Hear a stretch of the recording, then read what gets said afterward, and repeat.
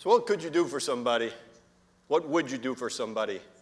What if it was something they didn't even know could be done, but you knew with your skill set and what you do and what you've done and the people that you know and the people that you influence and the people that influence you, that you could make a difference?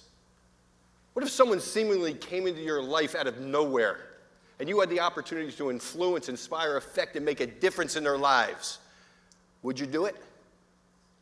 Would you give somebody aid without asking? So what is aid without asking? I'm glad you asked. That is the simple idea that when you meet somebody, you try and do and determine what you can do for them and not what they can do for you, and you do it with no expectation of a return. Zig Ziglar said that you can get all you want out of life if you just help enough other people get what they want out of life. The Buddhists and the Hindus call it karma. They believe it is the actions of a person that ultimately determines their fate. The Jews say midah keneged midah, which means measure corresponding to measure in Hebrew. In Philly and North Jersey, we simply say, hey, what goes around comes around. So I grew up in a typical normal household, probably like many of you. My father was an entrepreneur, caught some very bad breaks. As a result, he did go bankrupt many times. And as a result, he was always working 2 jobs or going bankrupt. My childhood adolescence was always dealing with the foreclosure of the house and the repossession of my cars. And my mother, she was either dealing with working 2 jobs or trying not to die of cancer. We're going to get to that in a minute. My father did go bankrupt 3 times. The first time he owned a stocking route, also known as hosieries, knee-highs. I can remember he would wake up 6 o'clock in the morning, fill that blue Galaxy 500 with stockings, drive into Center City, Philadelphia, fill up the racks and all these little small superettes that line the streets of Philadelphia, get paid, get back into his car, and just go on to the next location. Life was good. One of the problems was a couple of the people who were buying the stockings were doing so to go out, put them back over their faces, and go back in and rob the supermarket. I'm kidding, of course. Of course, at one time, a company has a bright idea of putting these pantyhose into a giant plastic egg, and they called them legs. And it became a national sensation, which ultimately chopped my father's legs off at the wallet. Bankruptcy number 2, when we opened up a Buster Brown shoe store in the upcoming neighborhood of Richboro, Pennsylvania. Unfortunately, about 1 year into opening up that store, a recession hit the Northeast, and they stopped building homes. And no more homes equaled no more kids. And no more kids equaled no more feet. And no more feet equaled no more need for a Buster Brown shoe store. We kept the bust in Buster Brown. Strike 3, number 3, the worst one, the one that almost cost us all, when my father got his lifelong dream to cut the ribbon on a 25,000 square foot supermarket in the then dying little South Jersey town known as Riverton, New Jersey. To put it in perspective, you could have fit 5 of my father's stores into any one of today's mega superstores. My father had that store for a little over 5 years before the continuing decline of Riverton, New Jersey, and the continuing increase of the rent, the utilities, and the union wages forced us to close. We pulled up one day and the sheriff was already at the front door. So I got out of the car and I went to the back door, because you know what they say. When one door closes, often there's a door with a broken latch around back. So I grabbed 6 cases of tuna. And when we were pulling out of the lot that day, I said to my father, hey, Dad, do me a favor. Go around back. I grabbed some tuna fish. My mother became the tuna queen. If it could be made from tuna, she made it. We had tuna casserole, tuna on toast, tuna tacos. And when things got really bad, tuna. I'll tell you what, you ask any mermaid you happen to see, What's the best tuna? The kind you get for free. You know, sometimes in life, we get some bad breaks, and sometimes we get a good bounce. Because of everything that was going on in my life, I became a latchkey kid. I went to the Y for 6 hours a day, supposedly doing my homework, studying, and eating in between games. One afternoon, I hear a ball bounce from behind me. And I turn around, and there's a guy about 6'5", and he's walking towards me, and he yells, "Hey, little help?" So I reached down, and the ball's right there. So I reached down, and I had big hands for a 12-year-old. And I reached down, and I picked up the ball, and I handed it back to him.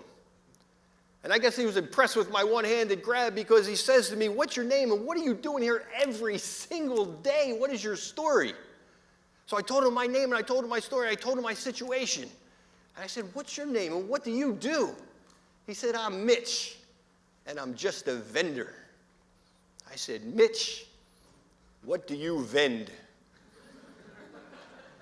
He said, "Philadelphia soft pretzels." And I immediately thought, I can vend that. So I said to him, "Who do you sell them to? What's involved? Where do you sell them? When can I start? How much do your guys make?" And then I did the math in my head. And I said to him, "Mitch, I have to have this job. Because after all, 100% of the things we don't ask for in life, we will not get." And I made the decision right then and there as a 12-and-a-half-year-old that I would gladly give up the next 6 years of my life for my adult 60. It just made sense. So I said to Mitch, "Will you come over to the house? Will you meet my parents? I really need to work with you." So I invited him over to the house. He had dinner, and my parents agreed to allow me to work for Mitch. You give a kid a pretzel, you could feed him for a day. You teach a kid to sell soft pretzels, and their families can get their lives back. So I went to sell soft pretzels for Mitch at every single major sporting event in Philadelphia and every music event. I went to every parade route from Boston down to Virginia, every single night and every single weekend. And after every single event, I would take the money I made, I'd put it in an envelope, leave it on the kitchen counter, and it would go towards the family bills. About 3 months into it, I hear a hushed conversation from my parents, and I realize that there's absolutely no way that we could save enough money fast enough to save the house and the cars. So that weekend, after the parade, I say, "Mitch, we got to make a new deal." I said, "My family needs $13,500 right now." And I already did the math. And if you can give me that money, I can have you paid back in less than a year and a half with interest. And he thought about it, and he said, "I'll do the deal, no interest." And because of Mitch, we got our cars off the impound lot and our home out of foreclosure immediately. I ended up having Mitch paid off in less than a year and a half, and I ultimately went on to sell more than 450,000 pretzels.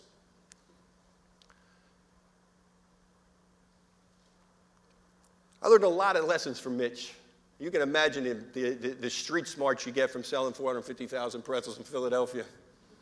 One of my favorite lessons I ever learned was this 80-20 rule, where he said you never, ever live off of more than 80% of what you make.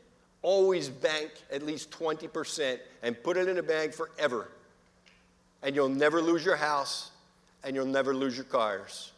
What he didn't say to me was that for every $100 that I made during this entire transaction over these 5 years, that he was going to take $60 and put it towards my debt. And he put $40 into an investment account in my name. He gave my family $13,500 when we needed it most, when I asked for it, and without me asking. He starts an investment account in my name. When I'm 15 years, 364 days old, he says to me, "Glenn, if you could have any car you wanted within reason, what car would it be?" And I told him, the Oldsmobile Forenza. He says, then let's go look at it. We drove over to the Oldsmobile dealership, and that car was right there on the showroom floor. And he says to me, do you like it? I said, yeah, I love it. He says, then let's buy it.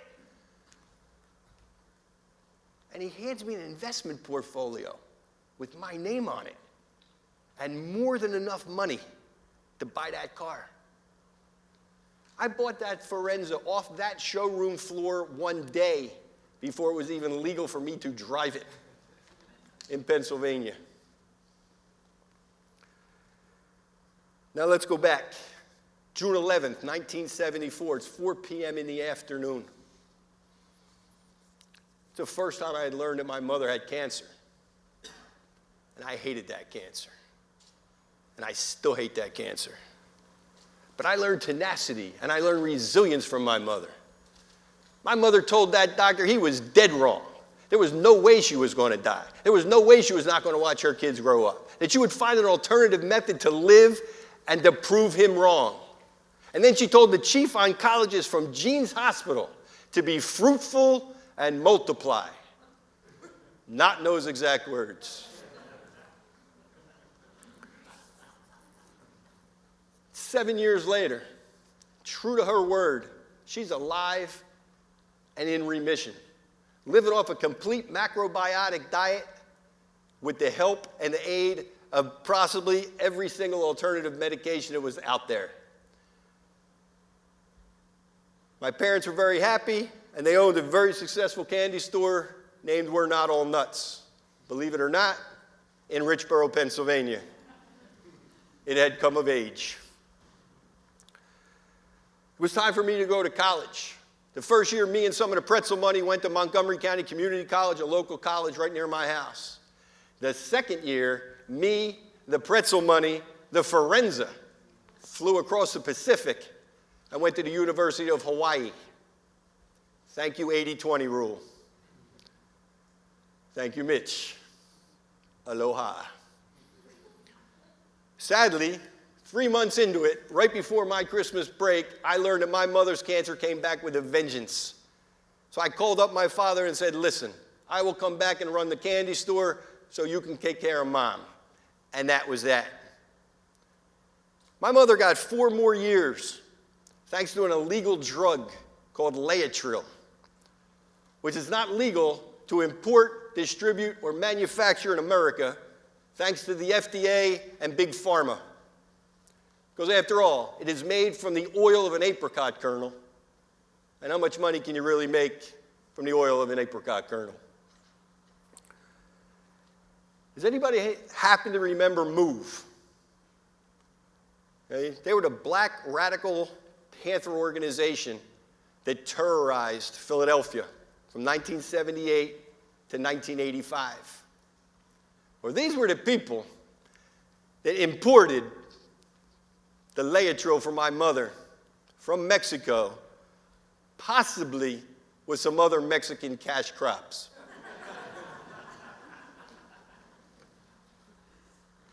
The most amazing part to me was that my mother got those extra 4 years because this man, Irv Homer, was willing to give her aid without asking. Irv was a radio personality on WWDB. My parents advertised their candy store, We're Not All Nuts, on his program. Irv was so quick with a contrarian view that his nickname on the air was actually Evil Irv. But not to my mother. He and his wife, Queenie, became friendly with my parents. Irv was a big believer in alternative medicine. Irv knew what the successes they were having with Laetrile in Mexico. Furthermore, Irv, because he was Irv, always allowed the MOVE members to be regular guests on his program in order to give MOVE an alternative voice other than the one that the mainstream media was portraying. Irv took it upon himself, without anyone asking, to make the inroads into Mexico to secure the Laetrile for my mother. Irv, without anyone asking, made the introduction between my father and John Africa, the leader of the Black Panther organization. Irv gave my mother aid without asking. And Irv gave my mother 4 more years of life.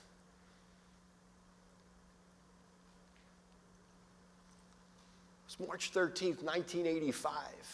After 7 years of fighting and convictions and murder, and the murder of a policeman, then Mayor Wilson Goode decided to drop a bomb on top of the Move Home compound, which ultimately destroyed 65 homes, killed 11 people, and 5 of them were children.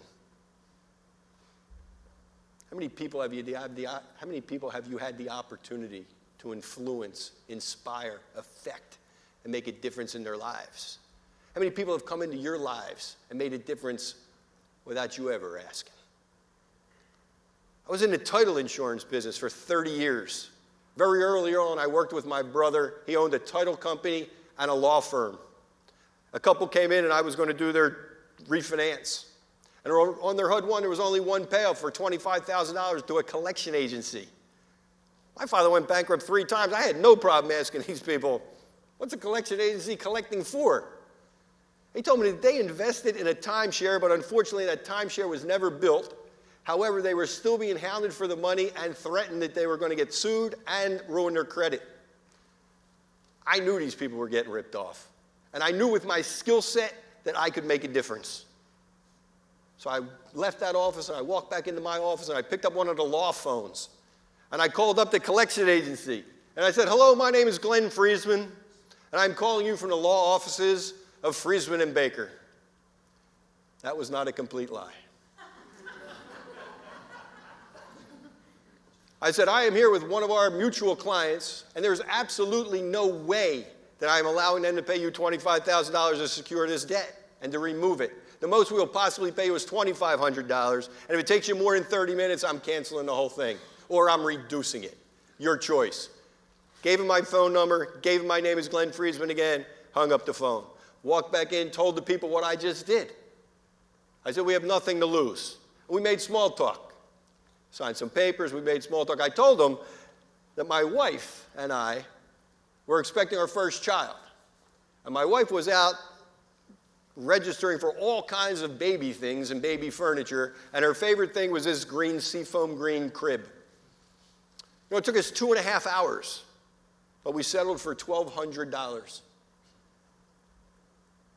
The borrowers looked at me and they said, I can't believe that you could do what you just did. But more importantly, they said to me, I can't believe you would do what you just did. And I simply said, well, you owe a total stranger a favor one day. And then they did the coolest thing. The following week, they came in with a paid receipt from Carl's Furniture to have that crib delivered to my house on the day that my daughter was born. And my daughter slept in that crib, and then 2 years and 8 months later, she got kicked out into a regular bed because my son came, and he slept in that crib. So I thought it was a great ending to a great story for those people. Even as recently as today, aid without asking was given to me by another speaker who you're going to hear speak in a few minutes. When Frank King originally heard my stories, he said, your stories need to be told, your stories need to be heard, because your stories can make a difference to other people. He said he was going to put it in his mind to find me a platform to speak. And that is what I am doing here today. That is like getting aid without asking squared. Abraham Lincoln said that the best way to predict the future was to create it. I believe with respect to today's TED Talk that the best way to create a better future is to do the same for others. So why should you care? Because it's the right thing to do. Because it's contagious. Because giving of yourself to the benefit of others can change the course of lives and of history and of generations. Because it's important. It's important to know that your children and that your children's children can grow up in a world full of people willing to give aid without asking. Have a good day, everybody.